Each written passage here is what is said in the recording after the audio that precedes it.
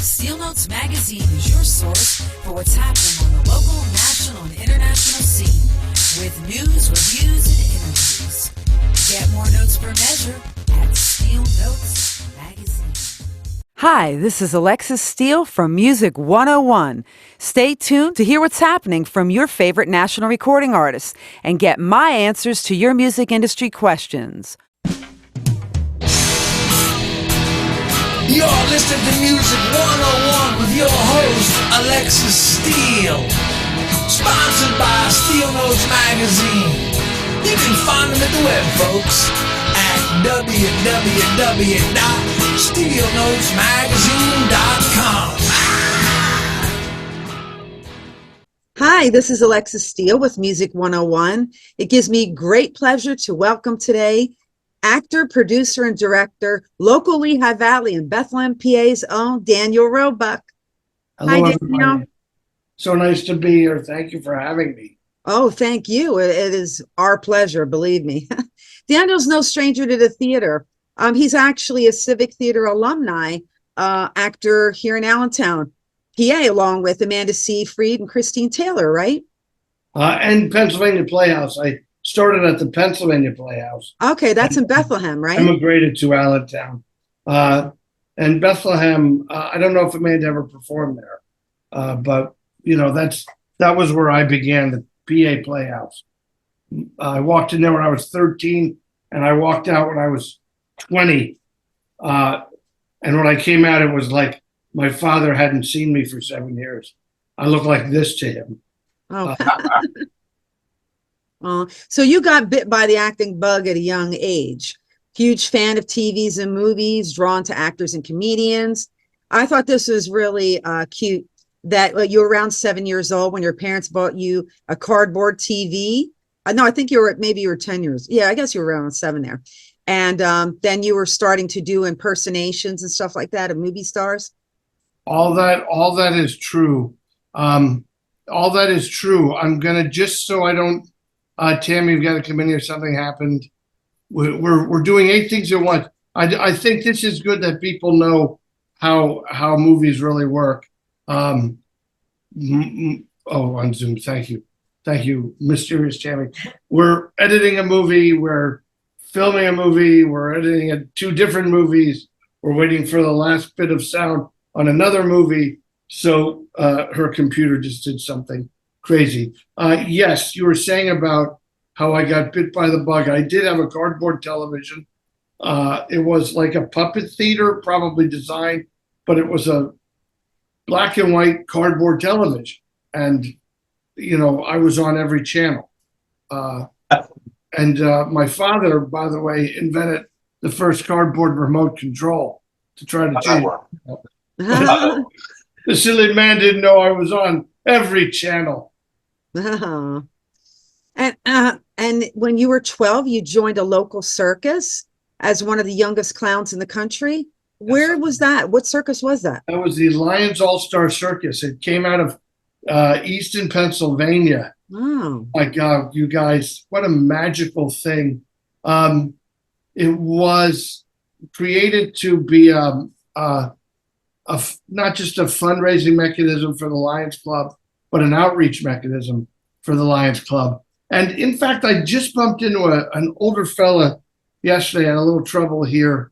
Saw him. I was driving by his hotel and I saw him fall, and got to him when some other guys did. And he was on his way, and it doesn't matter. We took care of him, but he had an old Lions Club jacket.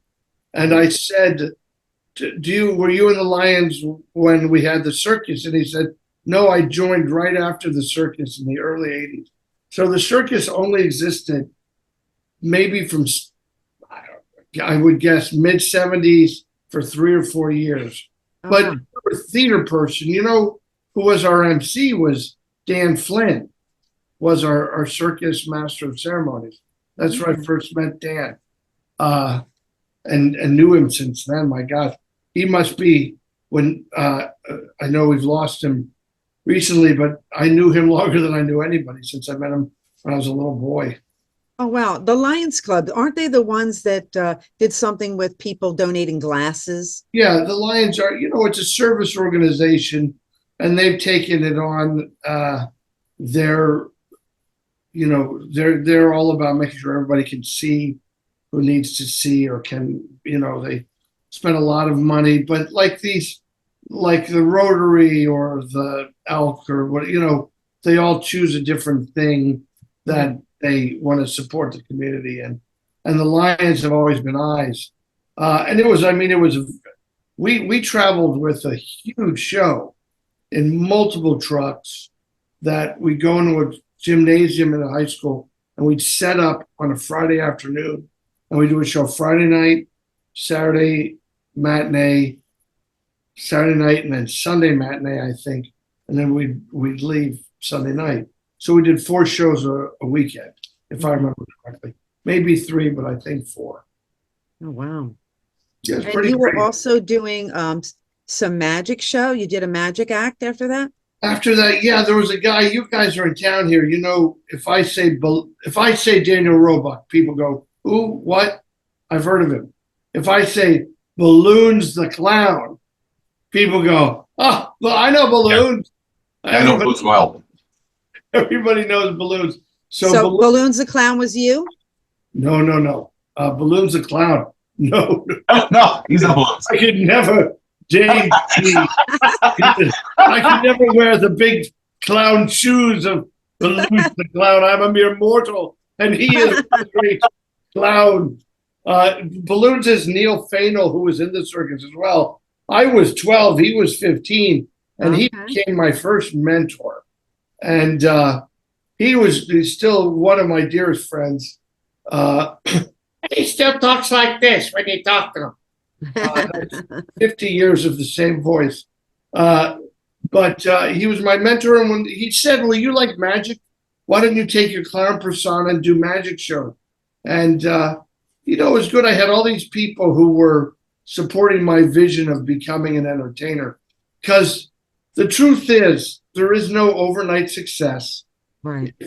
You hear about someone in a moment. It's really been because for 12 years, they've been sitting in cardboard televisions and doing theater. And I went to the Pennsylvania Playhouse and met my next mentor, Hunt Matthews, who was the mentor. And Hunt was a great actor, but he could design sets, direct plays. If we want to, I have a great Hunt theater story. Can I tell you? Sure.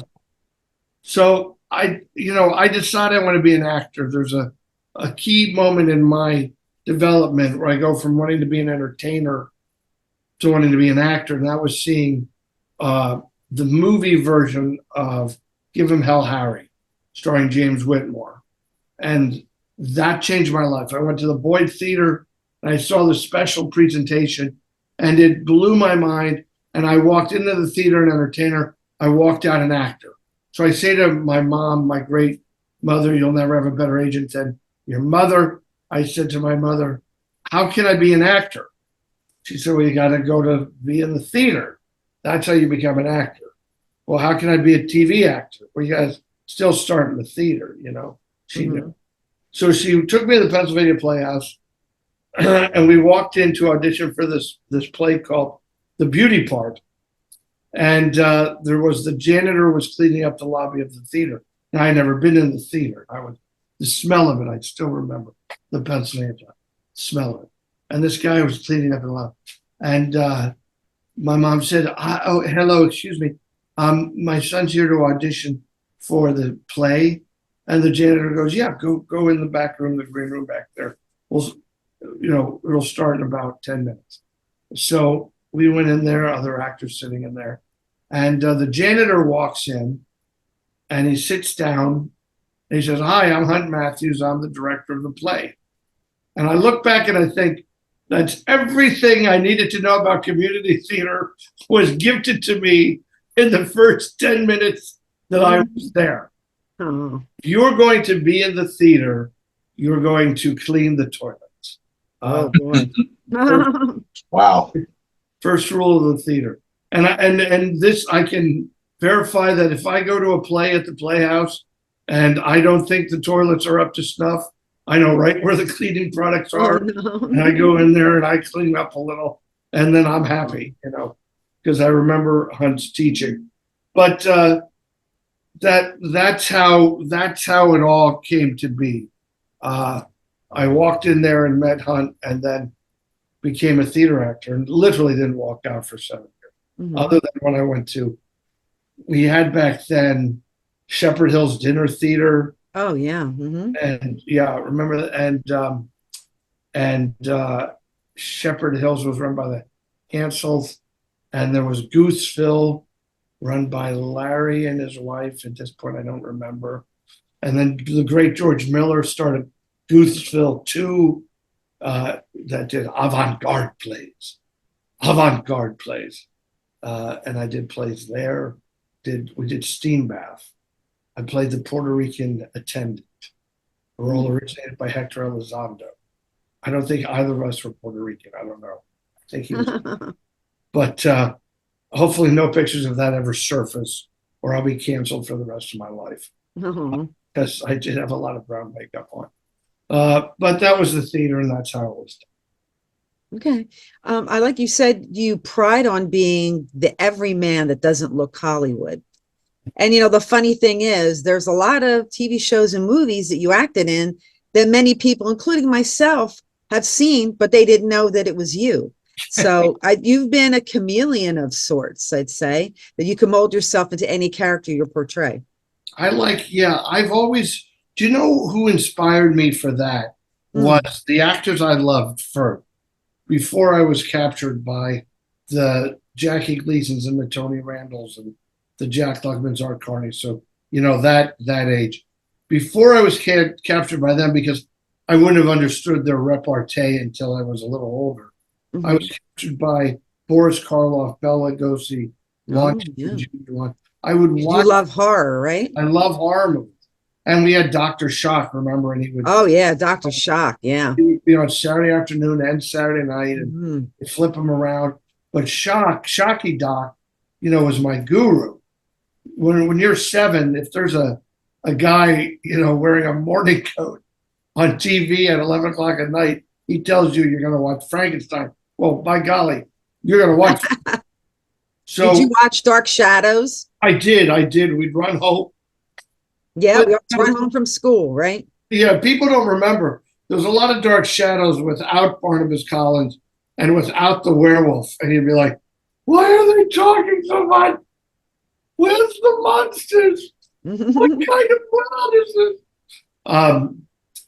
Before we're done, let's talk about the actor who played John Barnabas Collins. Because I watched a documentary on him. Fascinating. Fascinating. Amazing. Shame on me. I always thought he was a bit of a ham. You watch a documentary and you're like, oh, this guy was a god, especially coming from the theater and what they accomplished every day on Dark Shadow, Mhm. which to us, we couldn't even comprehend that they were doing an hour of television live. Live? They did that live? Wow. So they'd rehearse it in the morning, and if they had 70 pages of dialogue, they'd learn as fast as they could, and then they'd perform it live in the afternoon. Wow. But just Wasn't Richard Chamberlain in that too? many actors came through. I don't recall Richard Chamberlain being on. I'm trying to think. I can't remember what his name. That would have. I mean, he would. Dr. Kildare was kind of at the same time, so I think he may have already found his way up. But there's a lot of actors, David Selby and what was his name? The guy, John Carlin.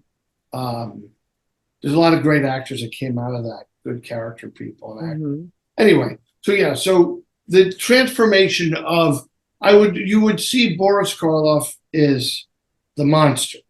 Right. And in House of Frankenstein, he's Dr. Nema. And now in House of Frankenstein, he looks as old as I am, but that was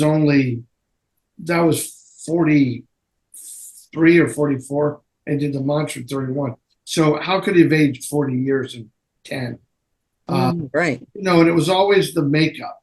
And that first play I did, I'll never forget. I had acne, and I put that makeup on and watched the acne disappear.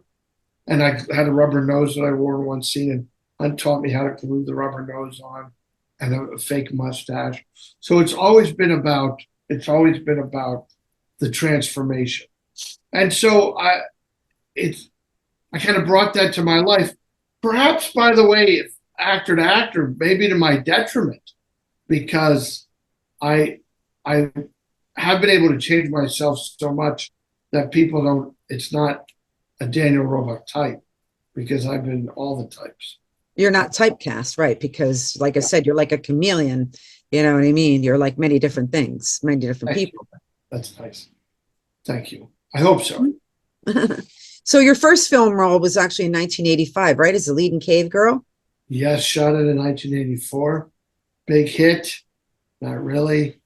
Did you know Cave Girl has a distinction of being one of the films that closed the Union Boulevard Drive-In? Really? Yeah, people drive by Union Boulevard. Union Boulevard, yeah. Yeah, they played. It was 9 Deaths of a Ninja, Cave Girl, and one other movie.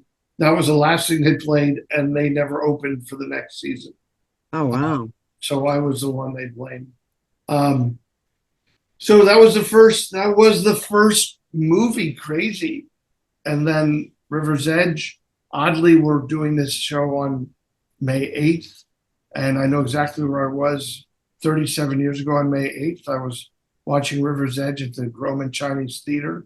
Oh, wow. My father and 40 of my dearest friends. And then we went to a bar called Borders.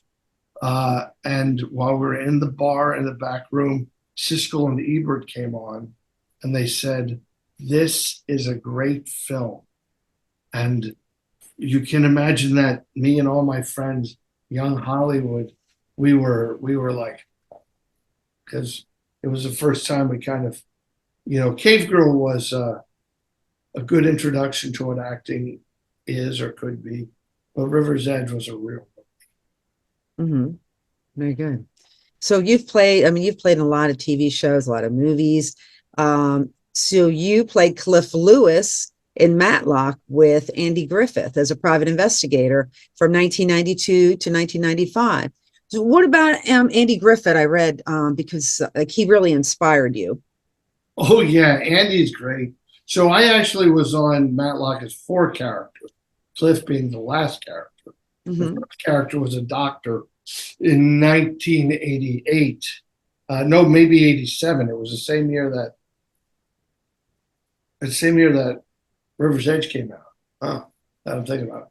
So I played a doctor, and I had just half a year before, I had just done No Time for Sergeants.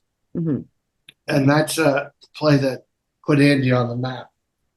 And when I met him, they brought me to him as Andy Griffith. And I said what anybody would say to someone like Andy Griffith. You're someone like the nut from Bethlehem, Pennsylvania. I said,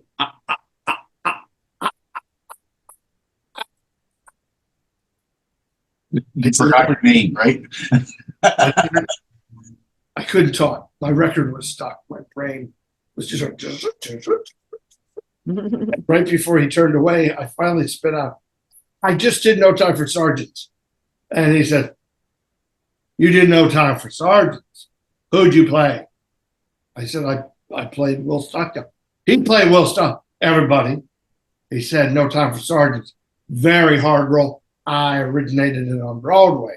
And he just played it. So that kind of endeared he and I in the very first moments of meeting. And then we had only one scene together.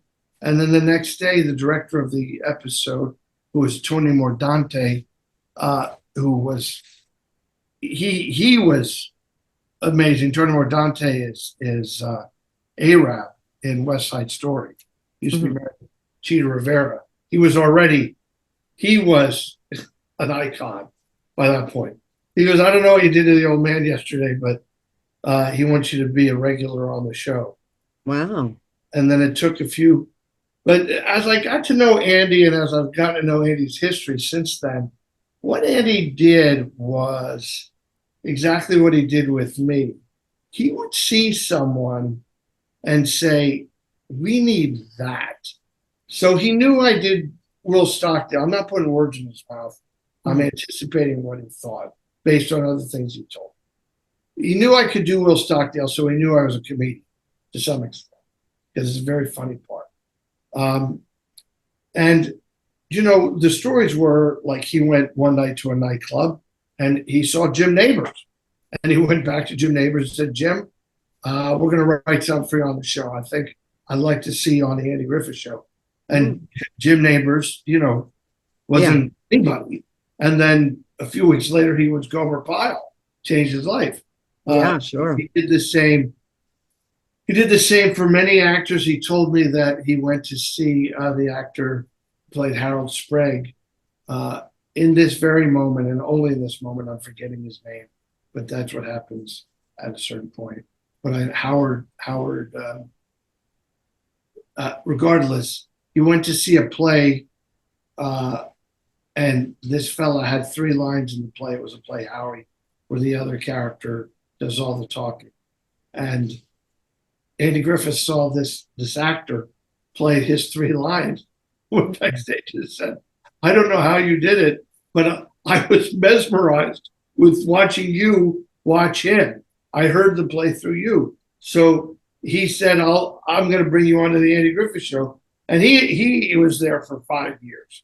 And so that's kind of Andy's MO. Like, I think from the beginning of that first year of Matlock, he did not like that there was no humor in it.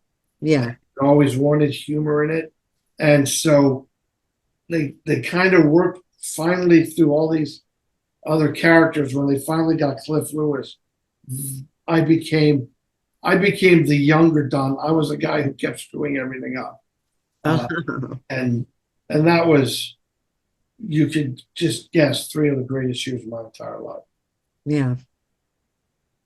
That's really cool.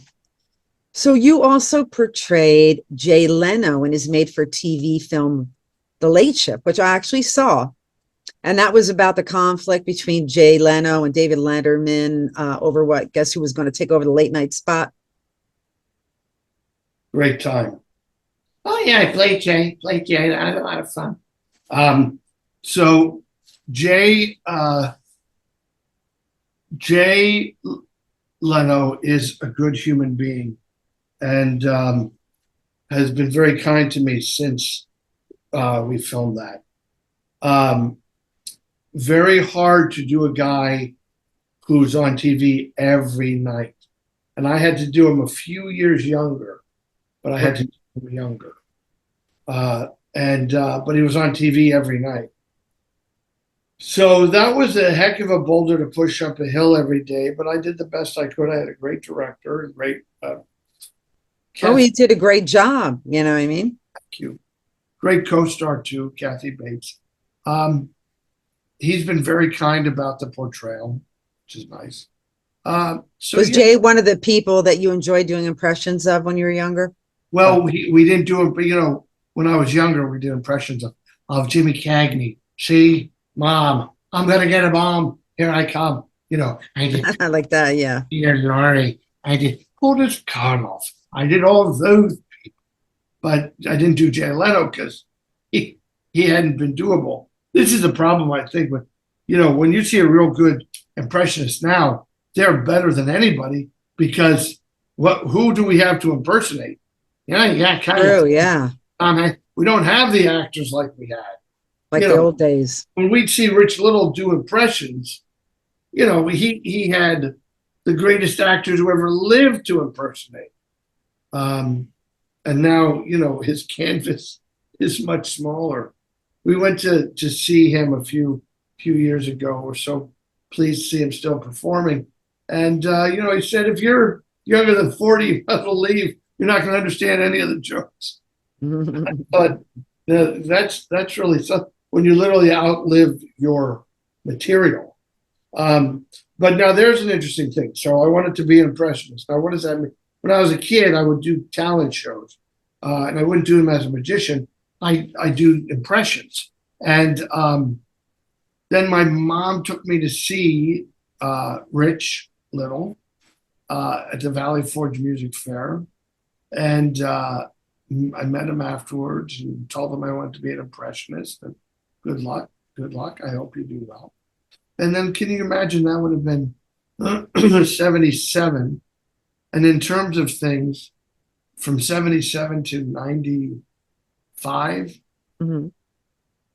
less than 20 years, he's playing Johnny Carson, and I'm playing Atlanta.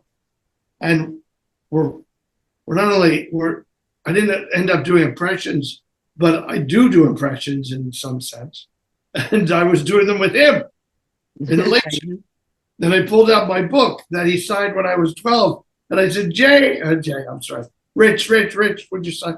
He was like, why would you have this? You know, he had no idea how important he was to me. And he was very important to me. Very important person. Wow. Very cool. So for 6 years, you had a pretty good run in the series Lost. That's when you played Dr. Leslie, was it Arts? Is that how you pronounce it? Arts, yeah. Well, there was some Arst, I guess, but I said Arst. And when they said you're saying your name wrong, I said, let's just have everybody say it like I'd say. That's the easiest way to do it. Yeah, I played Dr. Arst. And Lost was great because even though I was dead in the third episode I appeared on, I could come back in the flashback. Right, yeah. So that was great creators. Nothing, only positivity to say about that. And they included me as one of the, in the end, you know, they had 250 guest stars, but they invited 5 of us to go to everything at the end because we seemed like we were the core secondary family, I guess. It was just great. So you also played in other films like The Fugitive. You played Mr. Banks in Agent Cody Banks. I've seen that too. Oh, that's good. Yeah, that's fun. That was a very fun movie. Yeah, it was. It was a good movie. Very fun. Funny too, you know, story about that, I guess. They were interested in me, then they didn't cast at the last second, they cast another actor. Or they announced that they cast another actor before he closed his deal. And then he decided he wanted more money. So there was this great brouhaha when on a Monday morning, I called my manager and said, that's too bad they cast him. She said, well, don't, there's something's going on, you know, he's pushing for more money. So I called my manager, this is an actor story, and I said, tell them that I will work for, I don't even need to know, we don't have to negotiate. I'll work for half of whatever that actor is demanding right now. And I'm excited to do the movie and I'm ready to leave tomorrow. She goes, oh my God, I'm there. Yeah. Called me back 2 minutes later. She goes, you got the part. And it's all they needed was an excuse to get out of the other one. And then the director was so happy. And the other actor's good actors, not that you're not, you know, it's just sometimes you gotta not sometimes, it's never about the money for me. I never make it about money. I always make it about what is the experience I'm having. And who could have known that movie would be such a hit? That when we made Agent Cody Banks 2, I took my kids to Europe, you know, in Virgin upper class, you know. My kids were living better than I've ever lived. But you know, sometimes you just open yourself to opportunity instead of right. Opportunity. Absolutely. So now horror being your favorite genre, that led you to appear in many like Rob Zombie directed films and stuff that I've seen, which now I want to go back and see these things again, such as Devil's Rejects. So you were in Halloween and Halloween 2. Yeah, in Halloween, you see me for a moment. In Halloween 2, they made me up to look. I was supposed to look like I was 70, and there's a very, long death of my character in that. The horror movies nowadays are different. We don't really have a boogeyman like we had Frankenstein, and Frank wasn't. He was a misunderstood monster. He wasn't malicious, evil to be evil. He was evil because he didn't understand. Dracula's maybe more malicious. These characters now, like I'm in this Terrifier 3. Oh, that's what I was going to say. I love the Terrifier series. And I'm glad to know that there's not only going to be a Terrifier 3, but you're going to be in it too. You love Santa Claus. She's like such a nice lady. I love the Terrifier movies. Oh my God. It's hilarious.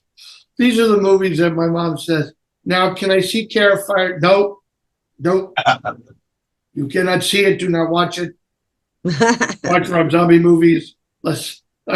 The Munsters, anybody could watch. Right, of course. Everybody knows you played the Count Grandpa Munster when you released Rob Zombies.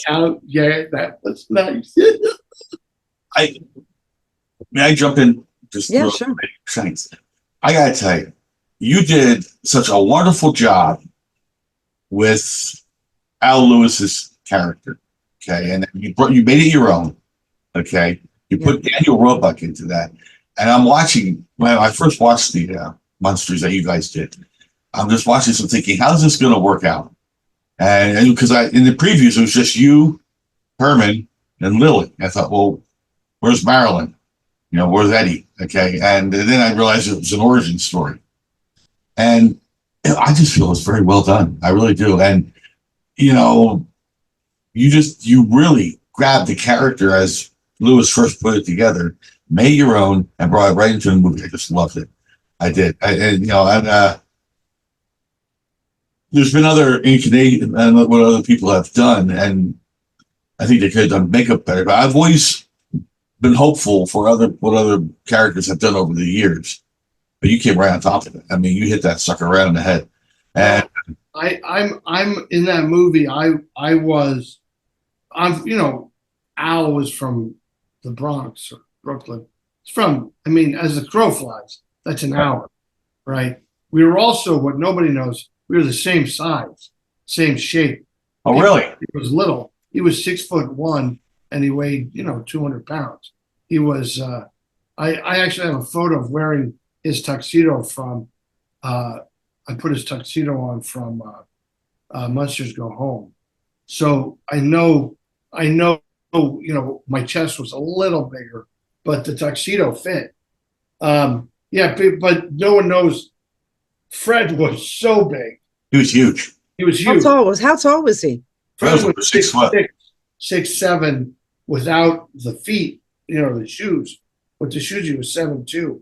So it made him look smaller. But Al was 6'1". Yeah. So and then I always said too, in that movie, I got the big grandpa at about the same age, 400, 420, whatever it was. And, they had to be the younger versions of the character. So They're just kids, right? Yeah.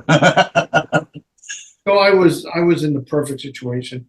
Wayne Toth designed a great makeup. The makeup ladies in Budapest did a great job putting it on. When they did the Monsters revival, they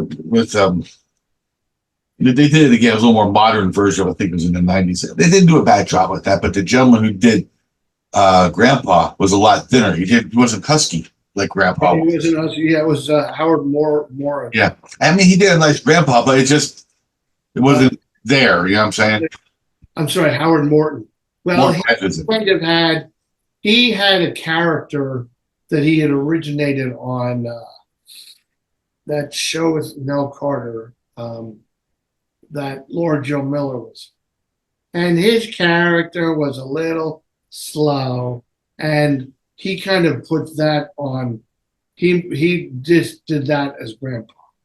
But, I'm a fan of the Munsters of all iterations. Yeah. The hardest autograph I've had to find, I finally got him as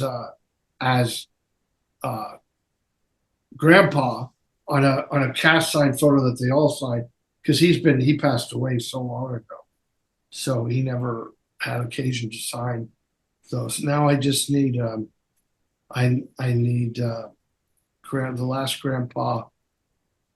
There's been 5 grandpas. I was the 6th guy to play him, I think. Oh, wow. Yeah. Everybody. I just actually met Butch Patrick and Okay. Pat Priest. So I'm going to be talking to Butch at the end of the month. Oh, you were at Chiller. Yeah. Yeah, I was a Chiller. Yeah. Mhm. Butch is a dear friend. He's a great friend. I think Butch is going to be down in Emmaus at the car show down there. That's sometime next month or two, too, also. Oh, is he? Yeah, he Okay, we usually got to brings make down sure the we get cars. out there. Mhm. Yeah, I met Butch down there. He signed off on some stuff. Mhm. And that was kind of cool meeting him, too. But, yeah, I like the job you did there. I'm hoping for another sequel. I know you probably You know, can't talk about that. all of us, but I think Rob's on to other things. No. You know, I got to do it once. And in reality, I didn't get just to be Grandpa Munster. I got something that, you know, is a fact, and that's I got to be Count Dracula. There you go. Right. So Count. there's nothing else I can ask for in my life because how would I have ended up in a Universal Studios monster movie? It's impossible. Yeah. But, you know, God is good. Yeah. And it became, you know, it's why when I was a clown in the circus, I was a vampire clown. And when you look at my makeup as the circus clown compared to my Grandpa Munster makeup, you literally gasp at how close I came to where the eyebrows are, how I elongated the sideburns, how I cut the clown red, like where the mustache would be. It's quite weird. Oh, wow. Alexis, may I touch upon one more series, and I'll get back Sure, off. go ahead. Okay, thanks. Reason I asked her, normally I sit in the background. When I heard you were coming on, I said, I gotta be in here with Daniel, okay? You're just so close to the heart, you know? But anyway, you were in Star Trek. Yes. Yes, you went where no man has gone before. Yes, there we go. And according to the thing, I was trying to find which episode you were in. You were a Romulan guard with the Tau shield. In Unification 1 and 2. Yep. So I was a Romulan guard, but then I was Romulan #1. God forbid they give me a name. But then they did a book, and the book named me Yaroon. So I did end up with a name. So I'm the yeah. So imagine again the kid from Pennsylvania. Yeah. Like I'm on Star Trek, and the first morning they're making me up, and they're making Malachi Throne, who is Two-Face from Batman, Mm-hmm. False Face. And also, he was also in the original series too. Oh, Malachi was, yes. Yeah. And then on the other side was Leonard Nimoy, and then here they were doing Picard. So I was in that lineup. Just going, and then the next day they moved to secondary characters because then the other guy had to get his Picard or his ears on. But you know, they're putting my ears on to put Spock's ears on, and I'm thinking, what else? Pretty happy. That's pretty good. I don't really need anything else in the world. That's pretty good. Yeah, these are American icons. I mean, the Munsters may not have reached stellar heights, you know, like Star Trek. I mean, Star Trek that is what 55 years, you know, but the Munsters. I'm an oldies person. I like the Pack Rats and then the Johnny Carsons and Who's on First and that kind of stuff. And I look at the Munsters, and it's hysterical, you know, when Herman is in the baseball things and he's wrecking the baseball things, just sitting a few out, you know. Yeah, right. I saw And it's funny as hell. And then you look at being on Star Trek and working with Sir Patrick Stewart. Okay. And Jonathan Frakes. Like Sir Patrick Stewart, but I was much more fascinated with Leonard Nimoy. Yeah. Leonard Nimoy. My God. You're good, but I mean, imagine, you know, Andy Griffith, Leonard. Yeah. All these people. I just keep ending up in my dreams. That's great. And did you work with Jonathan Frakes? Yeah, Jonathan, briefly, he wasn't on our planet, but he directed me in a show a few years ago, God, about 11 years ago. I wish that show had gone. He and I laughed. We laughed. They didn't even want us to be on the set. We'd laugh about Potsy's. We'd laugh about Two Guys. We'd laugh about Teddy's Toy Town. I tried to get my father to get Pot's hot dogs sent over, and he wouldn't. I'm not sending hot dogs to Canada. So Frakes is top-notch human being. He's funny. I've been trying to meet him, and I haven't been able to. He's a member of my church here. Actually, some friends of mine told me, and I joined the church. The day I don't go to church is when him and his wife come in, they go to the church and then leave. So maybe one day I'll stumble across him. Who knows? Wish we could get him one day in one of the movies I make. It would be great to get the Bethlehem guys all together. That'd be great. Yeah. Instead of Jersey boys, we'll call it the East Pennsillania boys. Yeah, like that. The Lehigh Valley boys, together, like Daniel Day Kim from Lost, him, me. I mean, it'd be good if there's a way to put us all in the same frame of film for a moment, to capture that. It'd be neat. I think.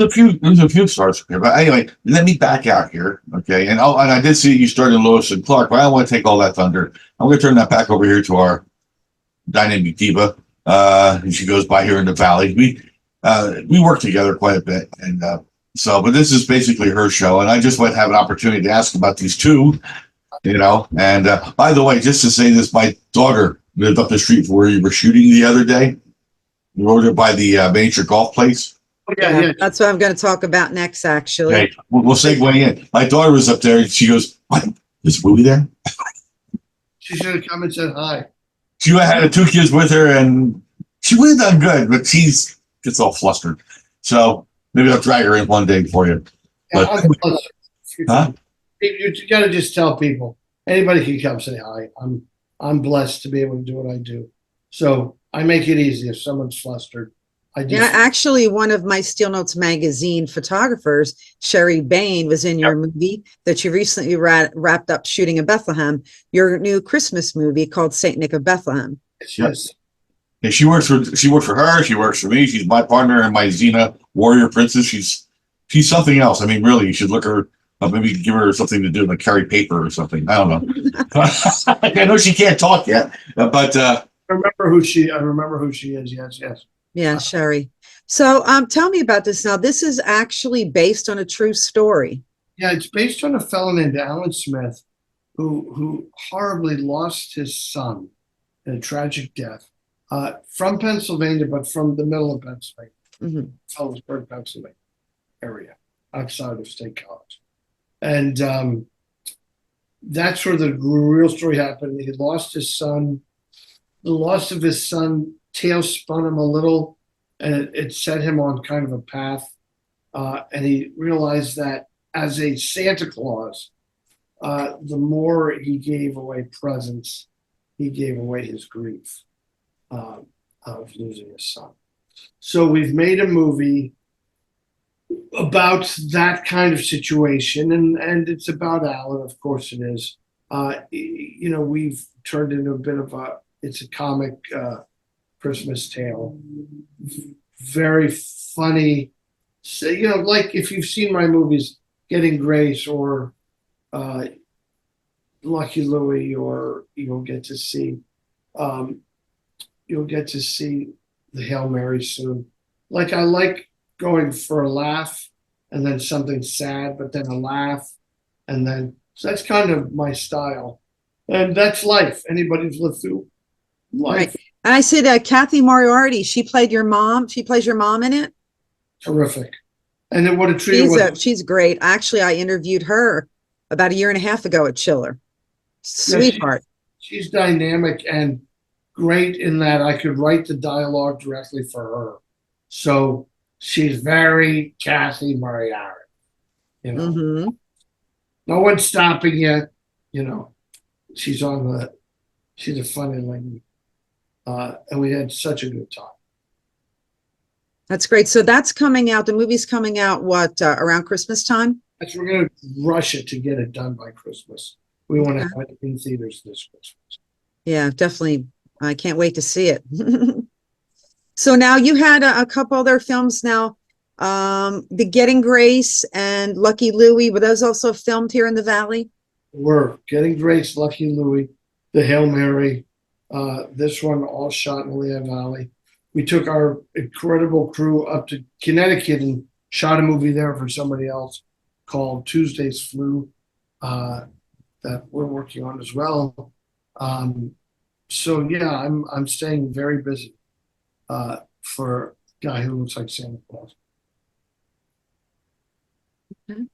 And now you and your wife, Tammy, you have a nonprofit organization called A Channel of Peace. Yes. You started making faith-based family entertainment about redemption, hope, change, and stuff like that. Yeah, it's a channelofpeace.org. People can go to and get information.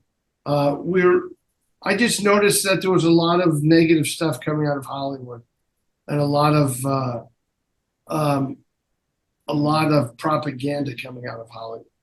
So we live in an age where they're trying to keep people away from church. They're trying to degrade the American family. They're trying to, I see it every day.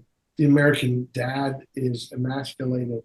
All these things I think aren't good for our society.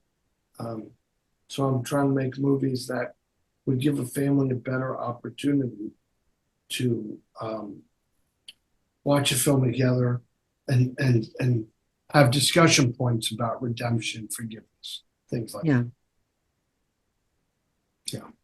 That's very good. So that's channelofpeace.org. A channelofpeace.org. Okay. Excuse me, I'm sorry. Do you have a website or somewhere where fans and listeners can find you? People can find me, please, on Facebook.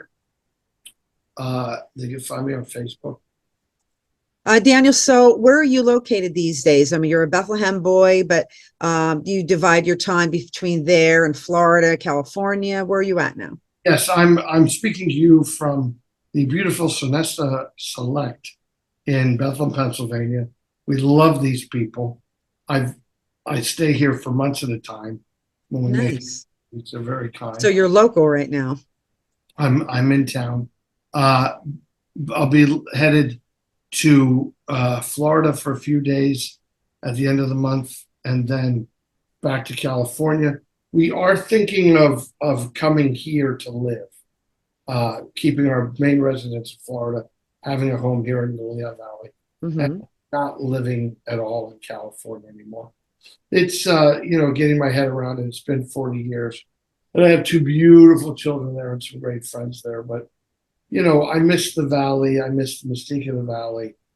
I'm not really that old, so I have plenty of time to enjoy the Valley. Right. I have another 40 years. That's hot dogs. Yeah, I mean, I'd like the Dick Van Dyke treatment, please. To be Dick Van Dyke, I got to start dancing it.